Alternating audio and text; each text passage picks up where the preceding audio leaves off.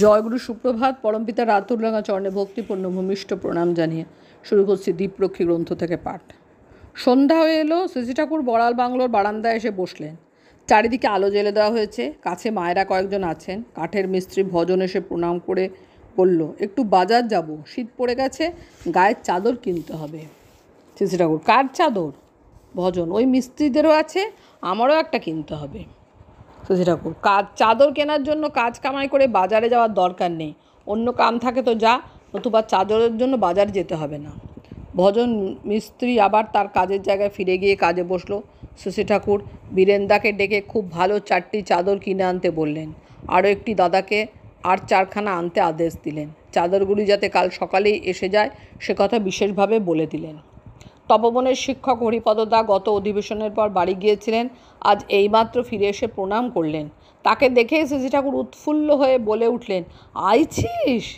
হরিপদদা, আজ্ঞে, আপনার শরীর কেমন আছে? শ্রী ঠাকুর, যেরকম হয়েছিল তার চাইতে ভালো। এবার তপবন বিদ্যালয়ে যে কটি ছাত্র স্কুল ফাইনাল পরীক্ষা দিয়েছিল তারা সবাই পাশ করেছে। শ্রী ঠাকুর স্নানন্দে সে কথা বলছেন হরিপদদাকে। শ্রী ঠাকুর, এবার তো সবাই পাশ করেছে, তাই না? হরিপদদা, আমি এখনও খবর পাইনি। শ্রী ঠাকুর, হ্যাঁ, এবার সবাই পাশ করেছে। পরে যারা কম্পার্টমেন্টাল পরীক্ষা দিয়েছিল তারাও পাশ। শ্রী ঠাকুর স্বয়ং এই সুসংবাদ দিচ্ছেন। হরিপদদা আনন্দে একেবারে অভিভূত।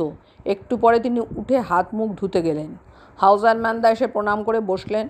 প্রয়োজনীয় 2-1টি কথার পরে শ্রী ঠাকুর তাঁর দিকে সস্নেহে তাকিয়ে বলছেন, শ্রী ঠাকুর, রে, শরীরটা খারাপ হয়ে যাচ্ছে মনে হচ্ছে। কি হয়েছে? হাউজারম্যানদা, কি জানি।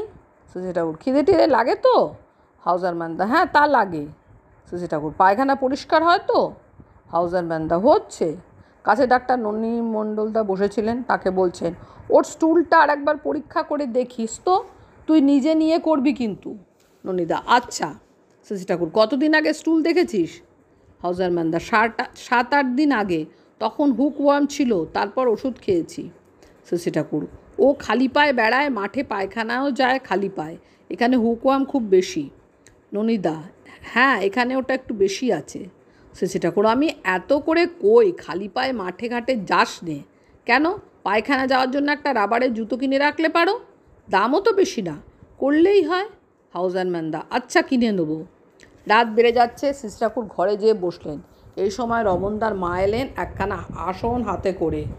অন্যান্য সকলে তার সাথে নানা রকম রসরঙ্গ করতে লাগলেন। জয়গুরু বন্দে পুরুষোত্তমম।